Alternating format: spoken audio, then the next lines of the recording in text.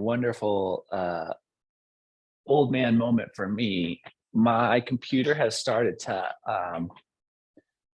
make very detailed announcements of everything that's happening within it. So we may or may not have some very detailed announcements pop up in the middle of this class. And if they do, I guess I'll just be, that'll be part of the thing. So we're gonna have a ball and a blanket towel handy. And yeah, let's start seated. That looks nice. So something that feels comfy for you. If you're thrilled with a place where you are, feel free to stay there. But I'll guide from seat. So just finding your way into a space where your spine can feel nice and supported. And really, when we're thinking about spinal support, we're thinking a lot about the hips. So you'll see me, I always place either a block or one of these meditation cushions underneath the seat so I can get a little more room for the hips here. And we just settle right in.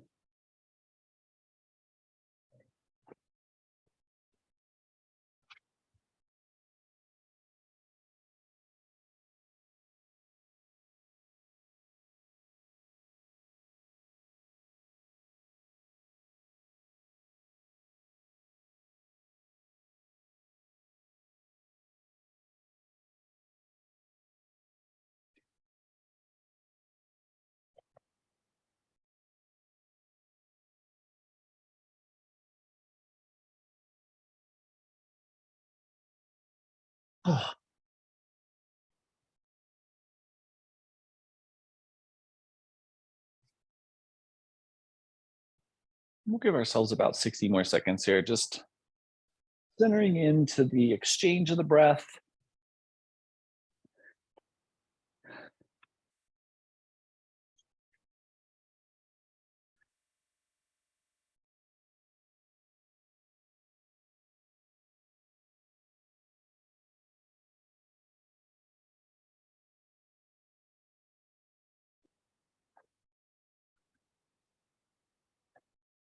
All that fluidity of the exchange is impacting your seat, your stability, your hips, your low, middle, and upper back.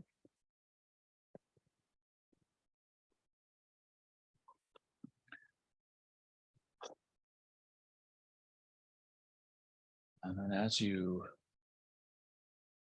feel right, let's allow the eyes to softly blink open if they're closed as they come into that space. Let your palms roll up. So from wherever we are, just palms roll up. And let's take a nice moment to neutralize the chin so that cervical spine feels nice and supported and neutral. And then just turn your head over towards the right. And we'll inhale back to neutral. Palms stay up. And we'll turn over towards the left. And we'll return to neutral. And now we're going to take the left hand palm away from you. So back of the hand against the back. And we're going small to back here. Refine that neutrality of the cervical spine. And we'll turn over towards the right. And as you turn over towards the right, you get that nice little left shoulder pull back. Splay the fingers out wide. That helps open up this anterior restrictive quality. And we'll relax back to neutral. Return the left hand. Right hand comes the small back again. Palm away from you, back of the hand up against the small. And then we turn over towards the left. Splay those fingers out nice and wide as you pull that right shoulder back and into a little more engagement, anterior openness. And when we feel right, we'll return back to neutral. Take an exhale and feel the tops of the shoulders soften down away from the ears. And then try to keep the stability here across the top of the shoulder girdle as you take that left arm straight up and overhead. So you have some level of like settled in the shoulders. And the right palm can roll down for a little bit more stability. We're going to take the left hand to the right side of the head and just guide the head over towards the left. We're looking for lateral edge length here on the right side of the cervical spine. So you can think about what you can do to maintain as much distance here between the bottom of the ear and kind of the neck shoulder unionization. Really thinking about finding length. And you can even use the right hand to press down and anchor that hip just a little bit more. And we'll soften back to neutral. Let your palms roll back up, let your eyes close, and give your body a moment to find its equilibrium once again. You know, if we have any amount of dysfunction along the spinal column and we just get some little bit of imbalance in the cerebral fluid flow, it can take a moment to really resettle and refine. Once you do that, you can turn the palm back up. We'll take the right hand straight up and overhead. It'll find its way to the left side of the head and we can guide there. That left palm can turn down. You can even anchor with that. And then we think about creating this left side, cervical spine, lateral edge length. A lot of words to say. We're trying to maximize the distance between the bottom of the ear and that neck shoulder unionization. And we just breathe into that space. And when you feel right, when you feel balanced left to right, we'll bring the head back to neutral, let those palms roll up once again, refine that equilibrium and the stability of the body.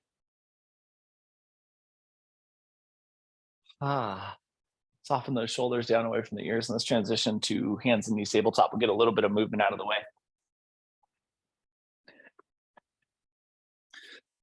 So wrist, elbow, shoulders stack, fingers splayed out nice and wide. Bring the torso to a neutral place. Think about low back being neutral, but also think about the upper half of the torso being neutral with the shoulder joint.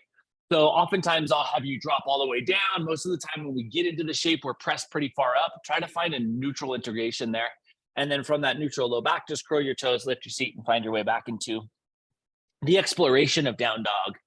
Little opportunity to just kick back, find your depth, find that space, pedal out, explore where the restrictiveness is. And then we'll come back down to a balanced hand and knee position. Tabletop, flip the tops of the feet and sink your way back and into child's pose. Settling back into child's pose, thinking about the hips relaxing, utilizing that hip space.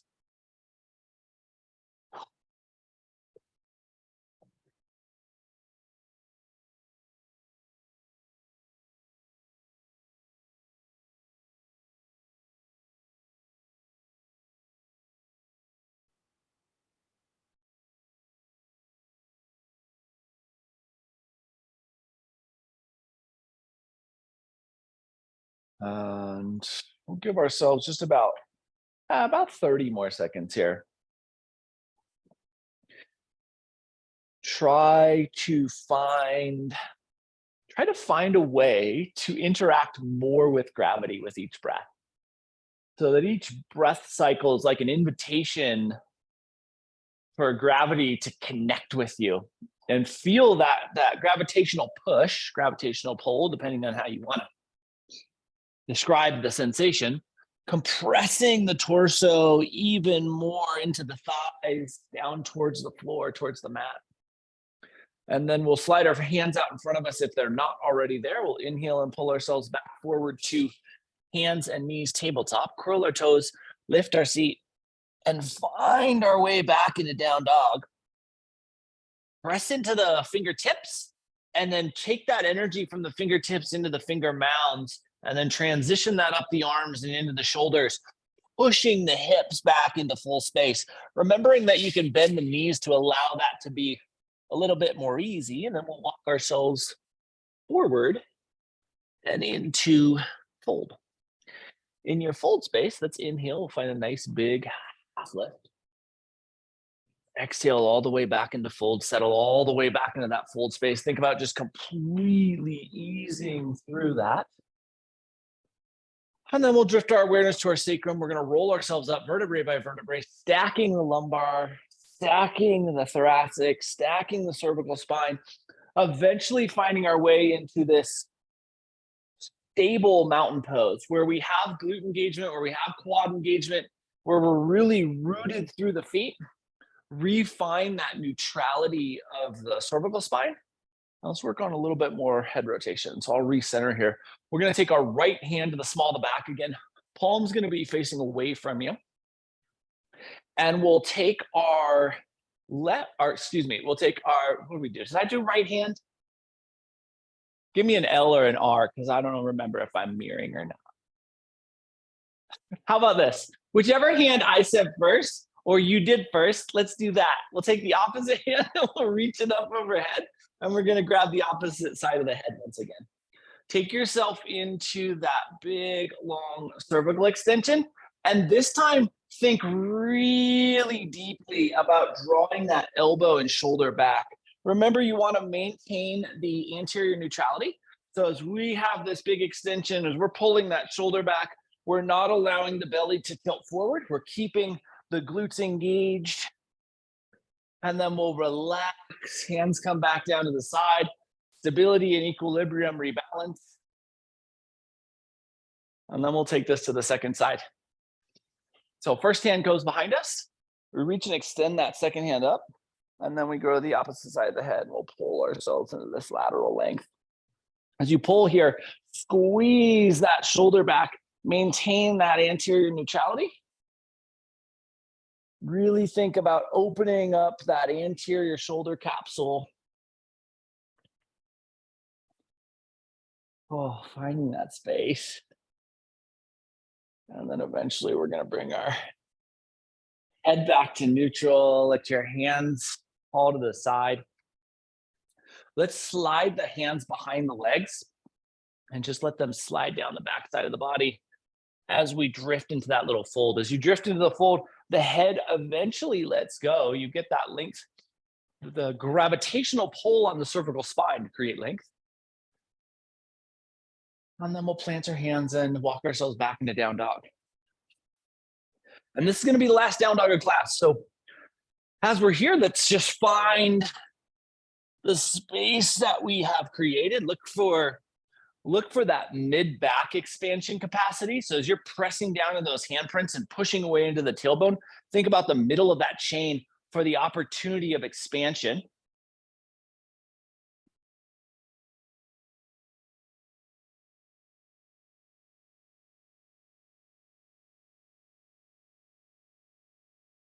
And then we will come down to hands and knees. And one last time, we'll sink into child's pose.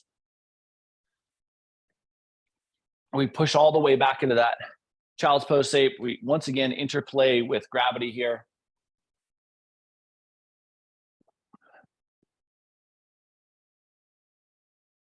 And we'll give ourselves just about 40 seconds here. Just a constant cycle of awareness of our breath, the gravitational force load pressing on the torso itself, of that compression across the front of the hips.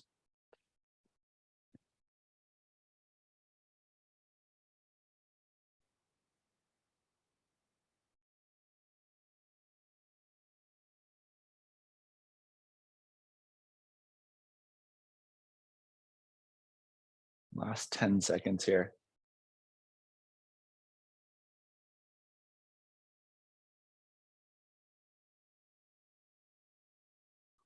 And then when you're ready, hands slide in front of us. If they're not already there, we'll inhale, pull ourselves forward to hands and knees tabletop. From hands and knees tabletop, we're going to extend those legs straight out in front of us into a little staff pose. Once again, thinking about creating enough hip room that we have nice stability in the shape. And then let's take our blanket or towel and we'll take that to kind of a shelf fold and a hot dog fold. So we end up with a couple inches of blanket thickness. And we'll take our ball and we'll just place that on the top of that. We're going to use both of those together. But before we do that, we'll just take ourselves into a nice standard forward fold. So a forward fold that is supportive of the openness of the posterior chain in the current moment. Don't worry about the flexion of the spinal column. You just go into a shape that feels right for you. The only thing I'll constantly remind you of is if the entirety of the shape is being determined by the hamstring capacity, bend the knees until that's not the case. So we do want to get some of that torso, upper posterior torso expansion. Yeah.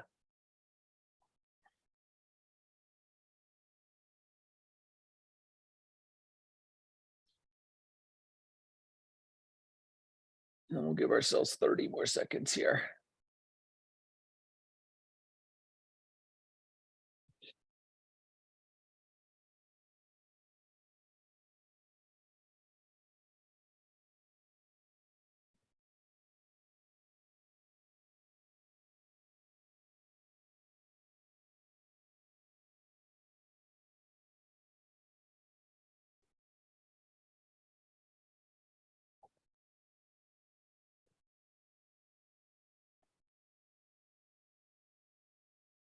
And when you're ready, we're gonna walk ourselves back up into a vertical spine. And then let's take our right knee and bend that, and then let the lateral edge fall out wide. So we end up with a figure 4-esque shape with the legs. Right knee pointing towards the edge of the room, left leg extended straight out. We're gonna take the ball and the blanket, and you can kind of use the right foot here as a guide. You can take that blanket underneath the left leg. The bottom of the right foot kind of provides a stopper for the blanket. And then we're going to take the ball and place that on top of the blanket. So we have blanket underneath the leg, then ball on top of that. And we're going to relax the hamstring until the ball, spear-shaped object, is pressing into kind of the middle point of that hamstring. And as you get that pressure on the back of the hamstring, and that's really what we're looking for here. So we want to release the leg until we feel some sensation. We want to create that sensation. Once you have that sensation, we're going to take ourselves forward and into fold.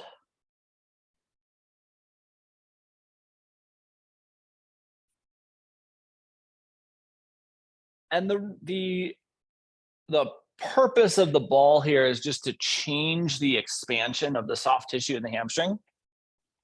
So we're a little more hamstring focused. We've offset the room within the posterior chain by bending the right knee. And then if you imagine that we have, if you took a rubber band in between your two fingers and you pulled it out wide, the middle point of that rubber band, the space kind of at the middle distance between the 2 points, would have the most tension to it. But then if you had somebody else who pinched that rubber band right at the midpoint, well, the pressure then would be shifted to the 2 midpoints in between each of those 3 points, right? So the pinch in the middle and the fingers on the end. We're doing the same thing with the hamstring here. So generally, when we put that hamstring under load, the middle of the hamstring takes the burden of the expansion. Now we're just moving that to a little bit lower and a little bit higher in the soft tissue itself.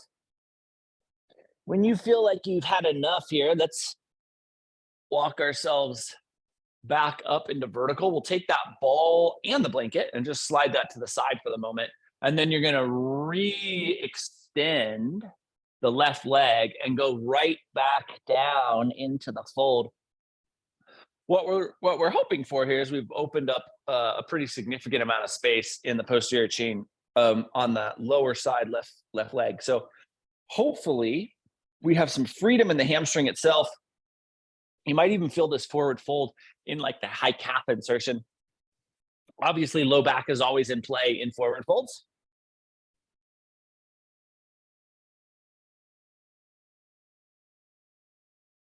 And we'll give ourselves about 45 more seconds here.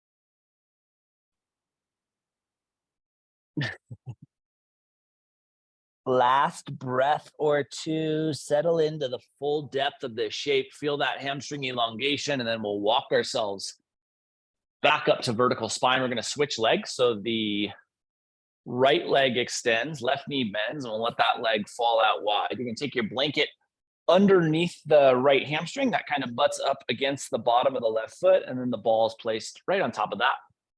And we just settle into the hamstring until you feel the ball pressure. Keeping in mind, this can be a pretty nervy spot, right? We don't often get physical sensation pressing up against that posterior chain here. But as you settle in, be soft enough and then take yourself into the forward fold.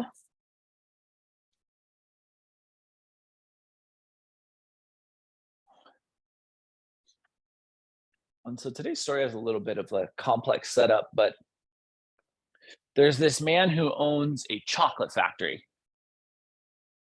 And he's owned this chocolate factory for a couple decades. And due to the depreciation, the deterioration of the machinery, his chocolate factory has been consistently becoming less and less productive. And that slowdown in productivity has, of course, impacted his bottom line. The margins of the chocolate industry are not they're not robust, right? You're selling these bars of chocolate for a couple dollars.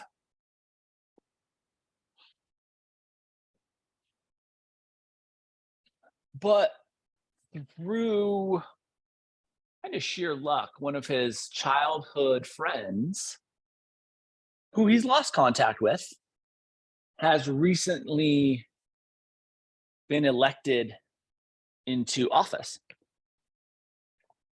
And he is hoping to use that connection to get some government subsidies so that he can redo his factory and return to a much more profitable business.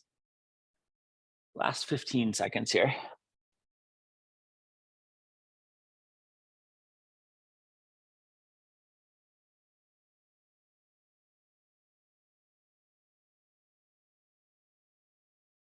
When you're right, when you're ready, we walk ourselves back to vertical, take that blanket and ball out from underneath the hamstring, release the leg into the openness, and then just depending on that openness or feeling into that openness, we take ourselves forward into this asymmetrical forward fold. And we settle here into all of the room and space we've opened up. Really think about easing your way into that expansiveness.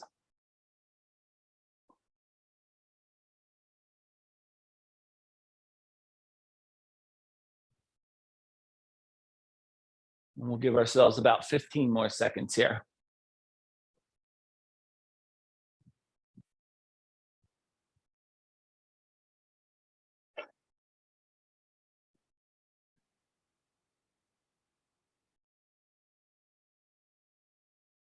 When you're right, when you're ready, we're going to walk ourselves back up towards a vertical spine. And let's make sure we have super easy access to the ball in the blanket. And we're going to release ourselves onto our back. Little moment of integration here. You settle. The hip work we've done, the hamstring work we've done, the shoulder work we've done, just integrates in as your body greets or is greeted by the neutrality of the mat.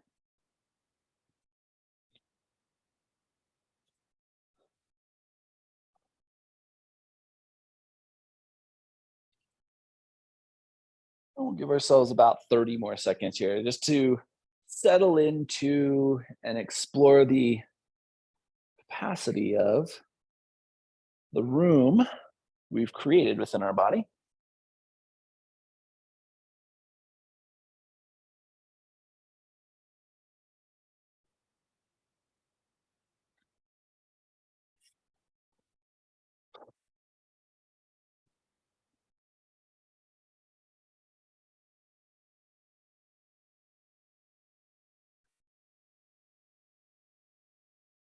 When you're right, when you're ready, let's inhale and bring the knees into a bent shape.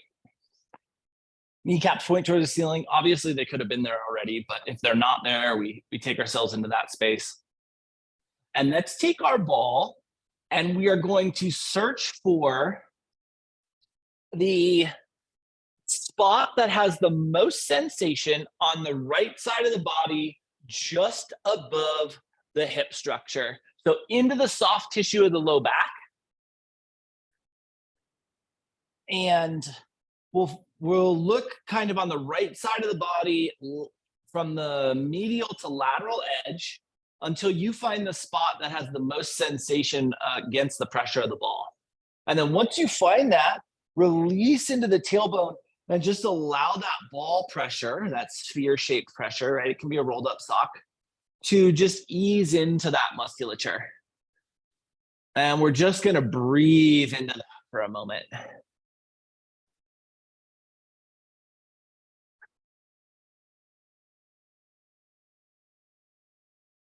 And just as that kind of constant reminder of why during a shoulder awareness month, we're spending so much time focused around the hip, right? Hamstring just below the hip, kind of that lumbar soft tissue, quadratus laborum will be the most likely space where we find the connection point, the sensational point, just above the hip.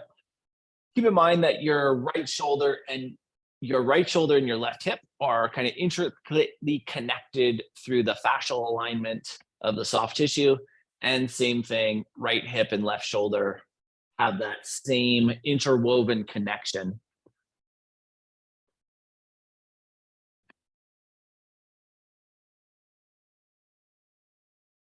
We'll give ourselves just about 10 more seconds here.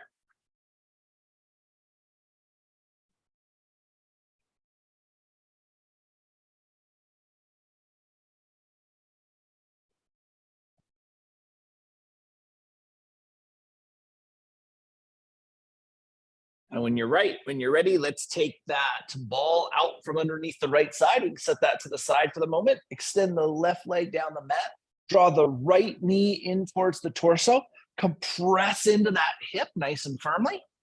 And then release with the left hand. Keep the right hand to keep that compression, and just take the left hand up and overhead. So the fingertips point towards the back of the room, not towards the ceiling.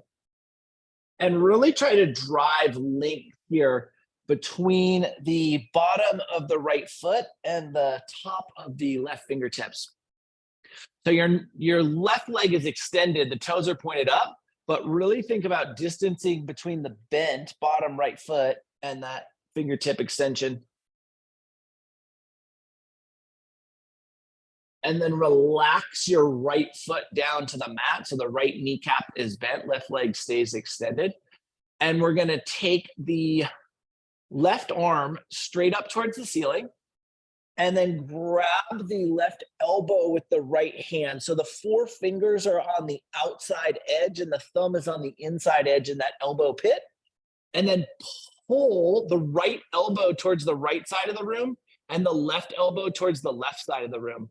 And then as you're pulling in opposite directions, again, with kind of this figure four shape, you're gonna squeeze the left shoulder down into the mat and really think about setting that humeral head deep in the shoulder socket. And then relax the arms out towards cactus. Bend the left knee to mirror the right and let both knees fall over towards the right. Try to keep that left shoulder anchored.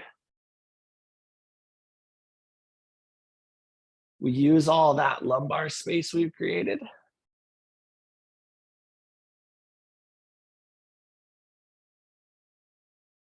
We want the lateral edge of the right hip to be as grounded as it can be. If it doesn't feel grounded, if we didn't open up enough space on that right side, you can take the blanket and slide it underneath that thigh so it's supported. And then we want that left shoulder to be as anchored as it can possibly be as well. Same thing, you could anchor that with a little supportive prop.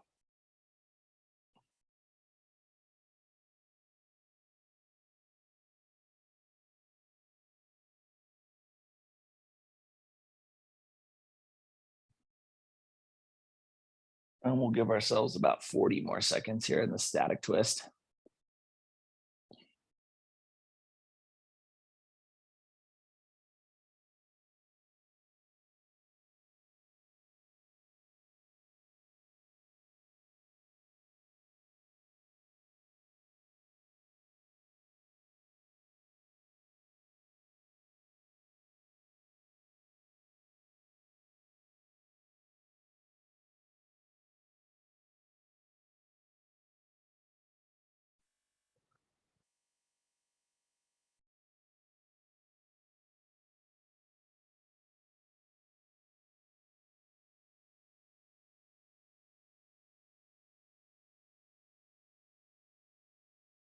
When you're right, when you're ready, knees return back to neutral.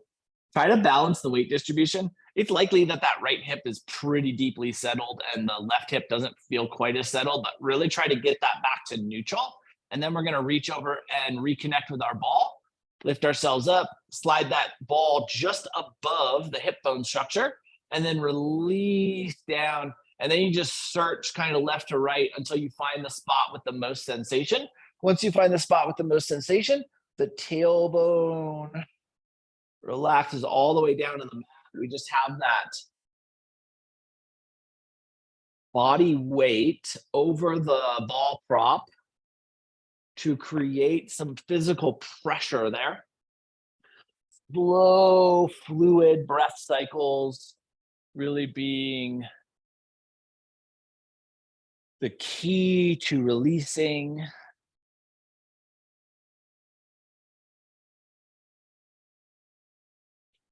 And so this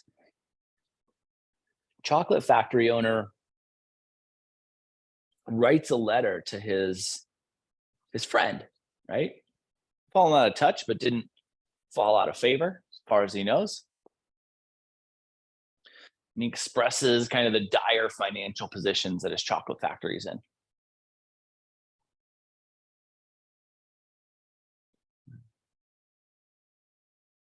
Last 15 seconds here.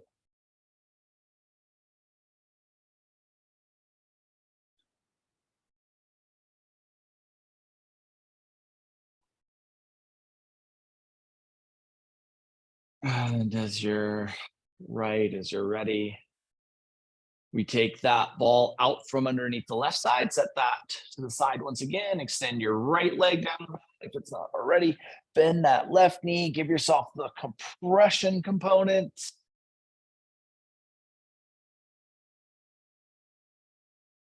And then we release the right hand and send that overhead, fingertips facing or pointing towards the wall behind you, not towards the ceiling. And you maximize the distance between the bottom of the left foot on that bent leg and those right fingertips. Really think about creating that bilateral expansion here. Because we have the leg bent, we're able to focus the expansion in the torso itself.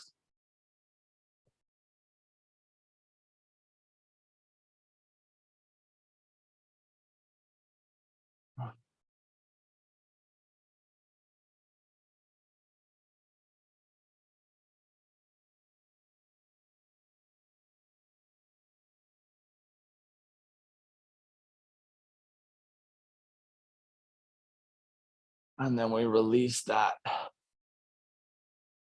left foot down. The right fingertips reach up towards the ceiling. And the left hand comes to the elbow. Again, thumb kind of on the elbow pit, four fingers on the outer edge of the elbow. And then we push or pull the elbows in opposite directions. So your left elbow is pulling towards the left, your right elbow is pushing towards the right, and then you squeeze the right shoulder back towards the mat. And you can feel how much of the musculature is active in this elbow pressure. And then to retract back, there's just a lot less resistance in the retraction. That's what we're looking for.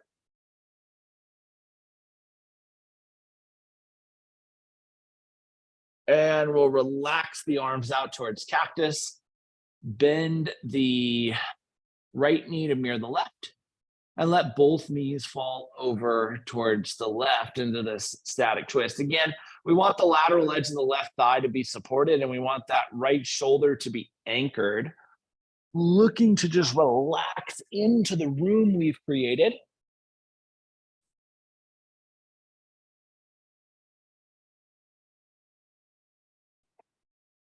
And so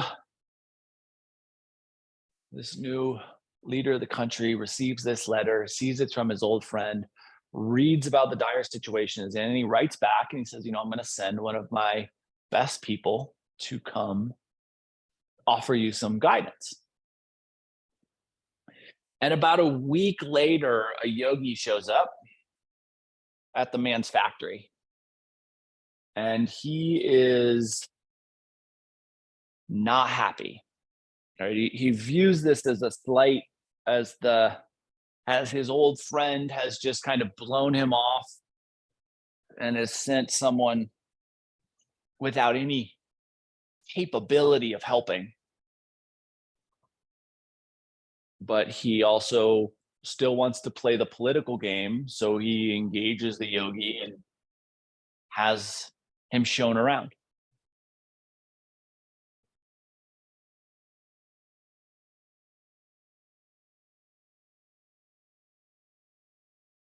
Last 10 seconds here.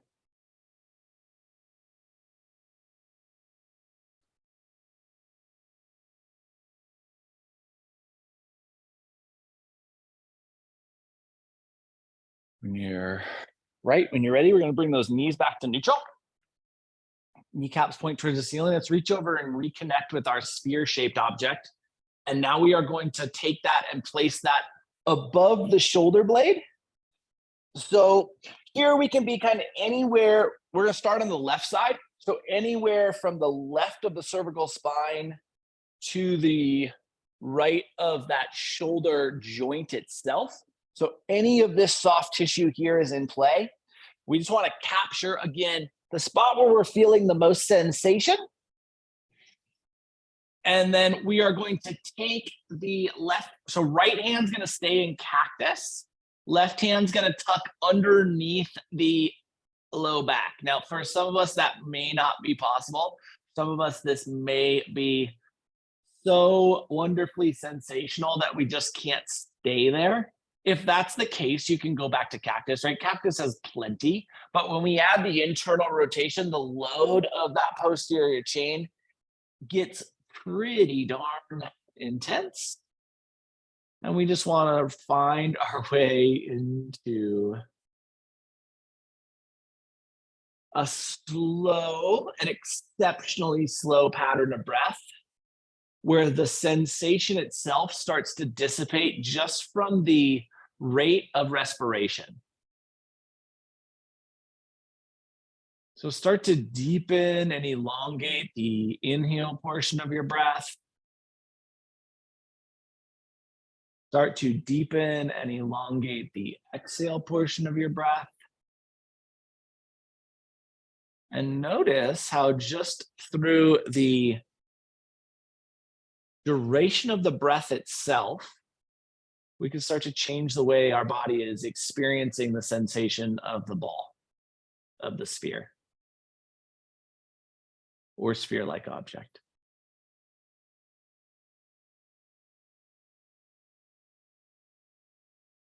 And so the yogi's shown around the factory, and he sees that the machinery itself is all old and used, and the gears are not syncing in the way they should.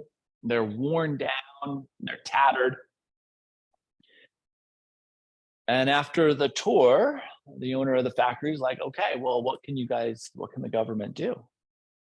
And the yogi says, let me see your books. Now he wants to look at all the financials.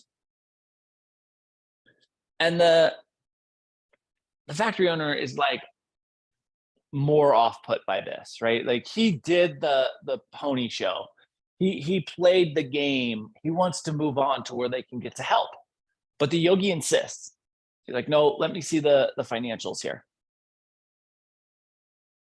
And so the yogi's kind of put in a room with all the financial experts. move about 45 more seconds here on this first side. And a couple hours later, the yogi emerges and he goes up to the owner of the factory and he says, I see that your energy costs are consistently going up year after year. Do you know why that is?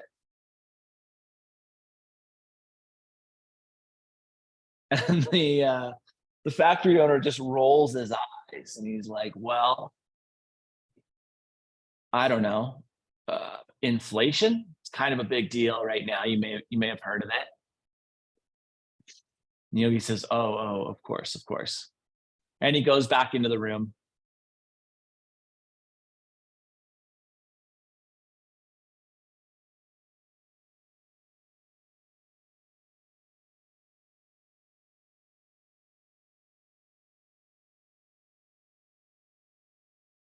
When you're ready, we pull that ball out from underneath the left side and just let your body relax into that space. Left arm returns back to cactus here, and just feel the asymmetrical openness of that shoulder girdle now. So that as your body settles back against the mat, we just appreciate how much room we have on that left side.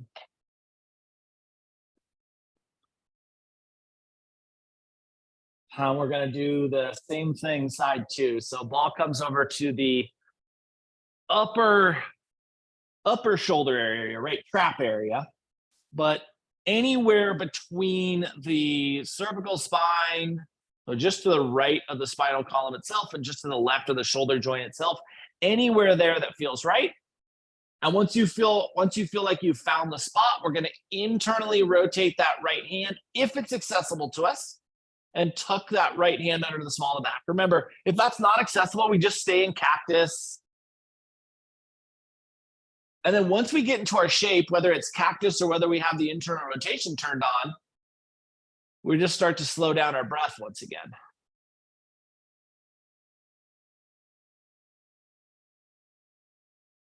As the breath flows,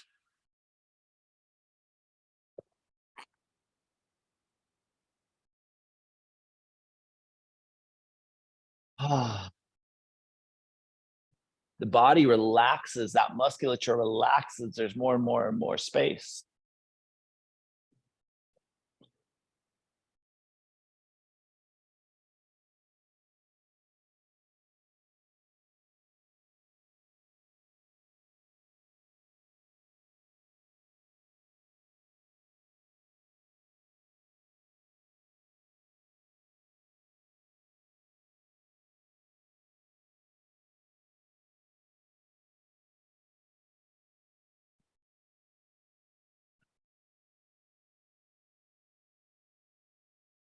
And so at the end of the day, the yogi connects with the owner of the factory. And he says, I think we can create some dramatic change here. I'm just going to need one night alone in the factory. And I think you'll see incredible improvement. And again, the factory owner, he rolls his eyes, not in front of the yogi, but as he turns away and looks to his staff. And he announces to the staff, the yogi here has decided he's going to bless our factory tonight. So we're going to make sure everything's powered off and give him the night. And then the government can help us in the morning.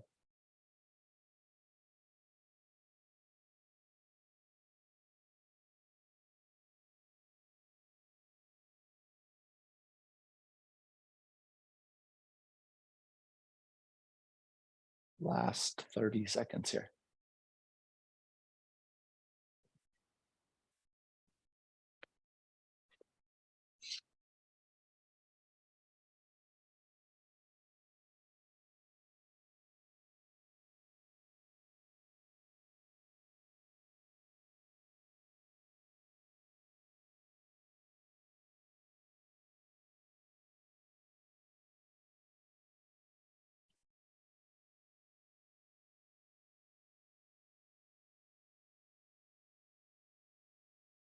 When you're right, when you're ready, we can unwind that right arm, release that ball out from underneath us, let both arms fall out towards cactus.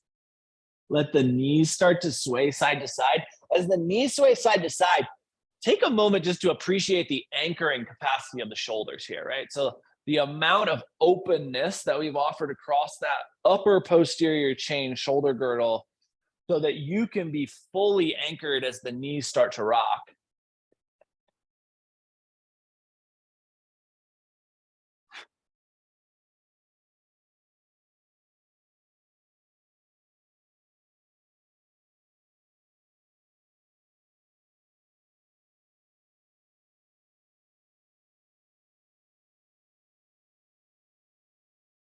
Give yourself about 30 more seconds of this sway capacity.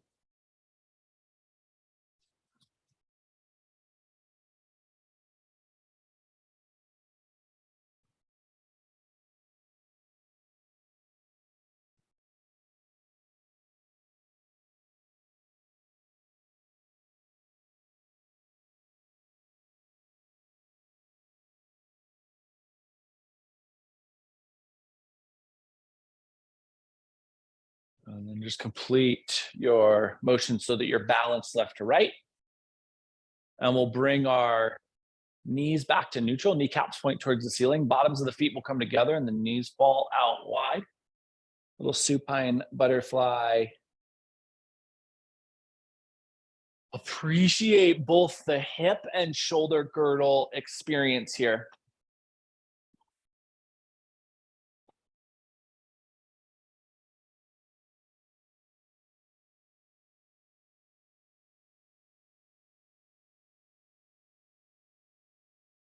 And so the entirety of the factory clears out.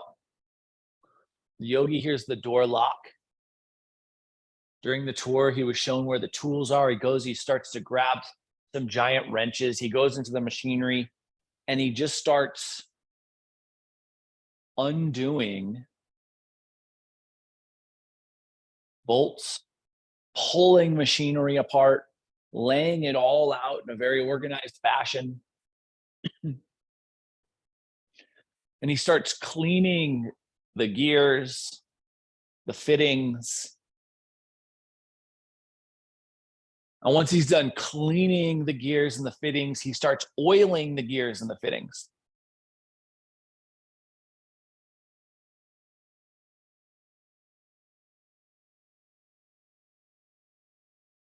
When you're right, when you're ready, kneecaps are going to return back to neutral. Push down to the toe mounted heels, lift your belt line up into a little bridge. Release your tailbone back down to the mat. Let your eyes close. Let your awareness drift within you. Ask yourself if there is anything your body might want or need before Shavasana. And if there is, offer that.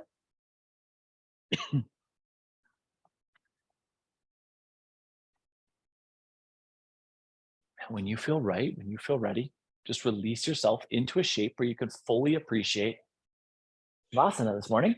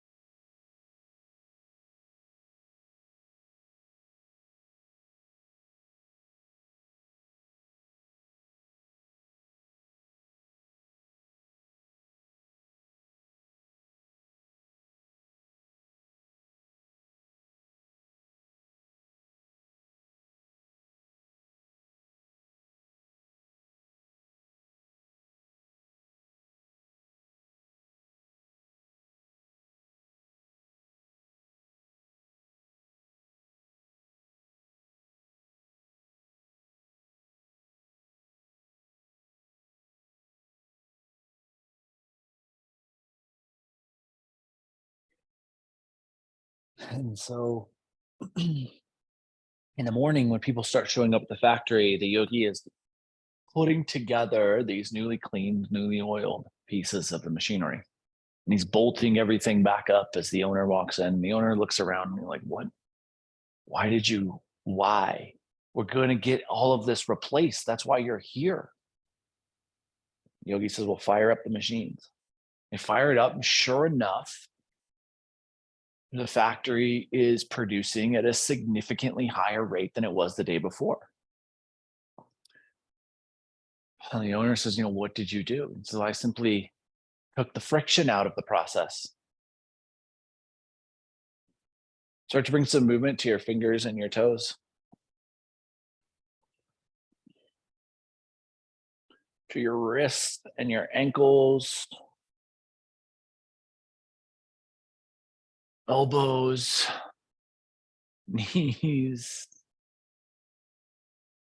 Shoulders. Hips. Neck and head. Eventually, we bring enough movement into our body that we can transition from the shapes we are in back into a seat. In a seated space, spine gets tall, breath gets fluid. Eyes closed. Settle into the space. Think about creating that same level of stability, hopefully with a little bit more ease, a little bit less friction than when we started class. Then we'll inhale our hands together at heart center.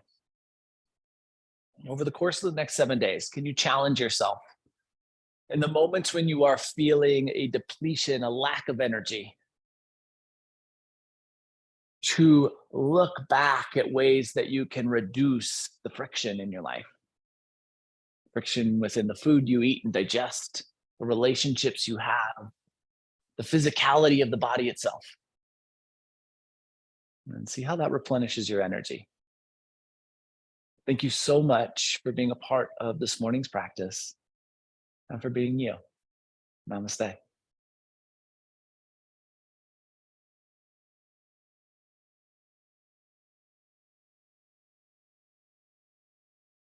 Happy Sunday, guys. Appreciate the heck out of all of you being here. Love the heck out of you.